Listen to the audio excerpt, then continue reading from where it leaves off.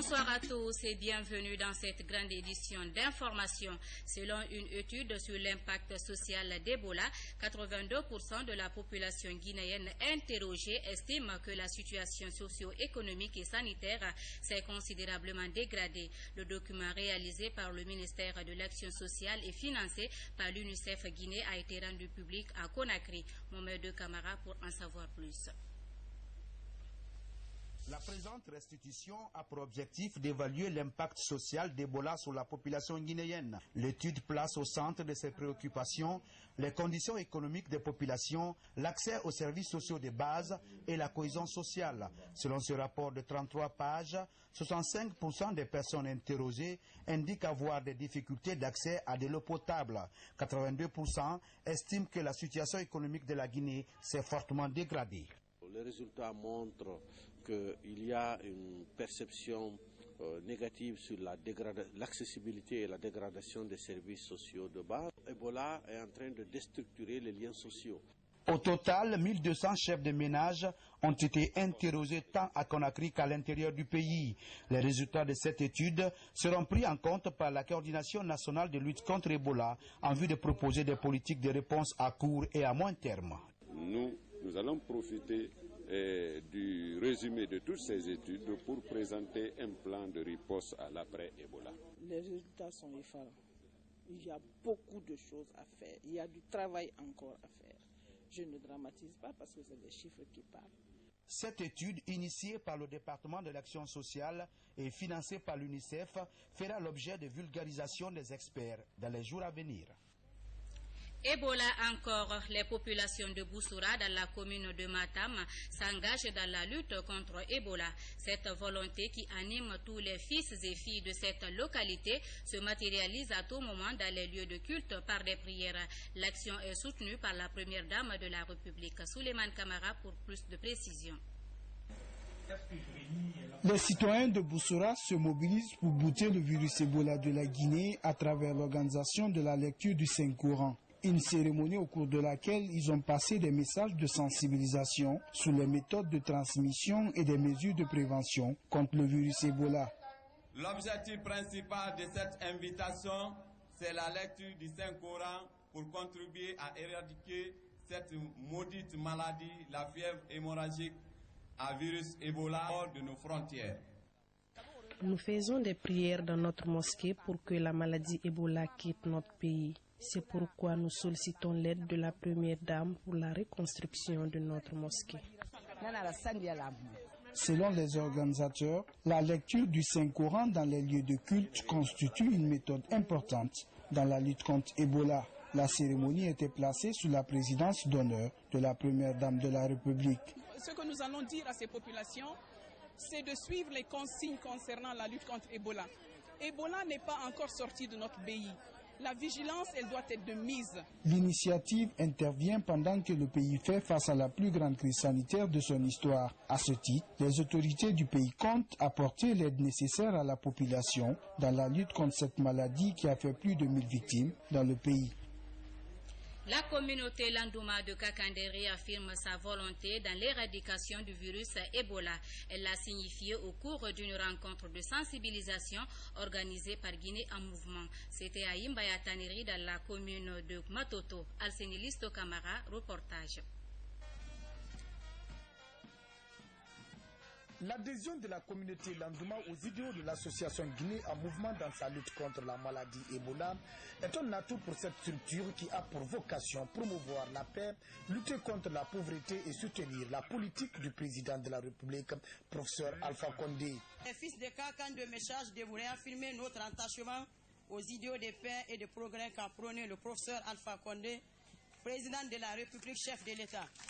Ce jumelage qui s'est matérialisé à travers cette campagne de sensibilisation a été vivement apprécié par le président de l'association. Ebola existe, qu'il ne faut pas qu'on oublie que Ebola n'est pas fini d'abord, qu'il faut continuer la sensibilisation, il faut accepter de dénoncer ceux qui ont l'Ebola, de respecter les consignes données par les services sanitaires. Aussi, c'est le moment aussi de nous préparer pour les prochaines élections. C'est très important que la communauté de Boké soit mobilisée derrière le programme de changement. La rencontre qui a permis aux organisateurs de rappeler les règles d'hygiène de prévention s'est achevée par des prières et bénédictions ici à Yimbaya Taneri, dans la commune de Matoto. Restons toujours dans le même volet. Les acteurs impliqués dans la lutte contre le VIH-Sida ont lancé ce samedi l'ouverture de la campagne de sensibilisation devant couvrir les 5 communes de la capitale. Plusieurs associations de jeunesse y ont pris part afin de jouer leur partition, alors que le sida est sérieusement présent chez la couche juvénile. Mohamed Souma nous signe ce reportage. Un sketch pour ouvrir la campagne de sensibilisation sur le VIH-Sida. Le projet cible les professionnels du sexe, les hommes ayant des rapports sexuels avec les hommes et des handicapés. Il est une contribution de la Direction nationale de la jeunesse et de l'UNFPA pour la riposte au VIH-Sida qui vit avec 120 000 âmes en Guinée, selon le CNLS. Notre contribution dans la lutte contre le VIH est d'organiser l'ensemble des jeunes, des associations de jeunesse pour participer à la campagne de sensibilisation contre la propagation du VIH-Sida dans notre pays. Nous avons jugé nécessaire de faire un apport jumelé de lutte contre le VIH-Sida et profiter pour assister le ministère de la Jeunesse, les jeunes, pour bouder Ebola. 60 à 80% des contaminations sont dues aux rapports sexuels non protégés. Cependant, la conciliation des moyens de lutte et les comportements s'avère indispensable, car de nos jours, la féminisation du VIH-Sida prend de l'ampleur. C'est la forte concentration du virus dans le sperme de l'homme, alors que quand un homme est en mesure d'infecter 10 femmes, une femme ne peut infecter que 5 hommes.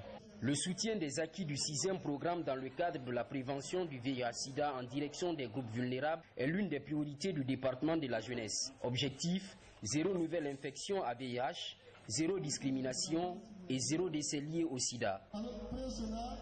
Direction l'intérieur du pays, l'aéroport de Zérékoré vient d'être réhabilité. L'action permet de faciliter le transport par voie aérienne des produits et des kits sanitaires en direction des autres préfectures de la région. Long de 17 km, la piste, hélas abandonnée, est maintenant opérationnelle grâce à l'appui des partenaires. Mohamed Kourouma, reportage. Cette piste de 17 km reliant l'aéroport de Zérékoré au centre-ville se trouvait dans un état indescriptible de dégradation dans un passé récent. Elle vient d'être réhabilitée pour faciliter l'acheminement rapide des produits et kits sanitaires dans les zones affectées par le virus Ebola. On nous a recommandé de non seulement débroussailler les 2 bordures de la piste de 30 mètres de large et les 2 poules de piste sur 100 mètres et traiter 4 points noirs où la pente n'était plus régulière. Donc il fallait relever le niveau pour que la pente soit réglée et l'écoulement des eaux soit facile.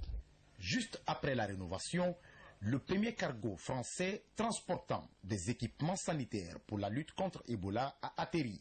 Un coup réussi grâce aux partenaires et au groupement Somako-Cetran qui a réalisé les travaux. C'est un travail exaltant en ce qui concerne l'aéroport. Il y a 2 aéronefs qui atterrissent à Zérékoré 2 fois par jour. Donc la journée, c'était difficile de travailler. Nous étions obligés de travailler nuit et jour. C'est-à-dire dans l'intervalle qui séparait 2 atterrissages, il fallait travailler. Plus tard, cet aéroport continuera à servir la population pour le déplacement rapide vers la région forestière, surtout que l'état de la route est très défectueux. Un mot de sport dans ce journal. Le sport, un facteur de rassemblement et le football en est une illustration. La jeunesse de Sambailo dans la préfecture de Koundara se mobilise pour le développement de leur localité. C'est à travers un tournoi de football doté du trophée Mamadi Kondé Tatavieux que la jeunesse a affirmé son adhésion au programme de société du président de la République. Aboubakar Sidiki Kamara, explication. Le mini-stadium de Sambailo, situé à 13 km de Koundara-ville, regroupe 8 équipes informelles de la sous-préfecture. Pour cette rencontre de la 4e journée qui oppose l'équipe de Sambailo 2 en jaune à celle de Toupoutel, le score final est de 0 but partout. Les responsables se disent satisfaits du climat de fair play qui a caractérisé le déroulement du match. Vous parlez de la jeunesse de Sambailo, c'est une jeunesse très dynamique, très disposée, qui était restée dans un temps de latence. Mais avec la bonne disposition et la toute dernière donne, les choses sont en train de changer. Je suis très fier de ma jeunesse de Sambailo. Et surtout l'équipe jeunesse qui a organisé cette association de la jeunesse. Et je suis très réconforté par cette organisation de ma jeunesse. Je vais dire comme message à ces jeunes-là de continuer cette organisation. Nous demandons à toute la préfecture de Koundara de convoiter ses pas.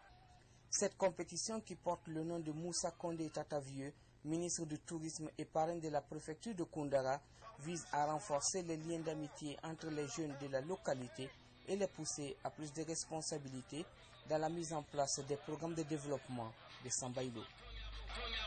C'est cet élément de Aboubakar Sidiki Kamara qui met fin à cette édition d'information. Au nom de toute l'équipe de jour, nous vous disons merci pour votre fidélité à la RTG Boulbiné. Bonsoir.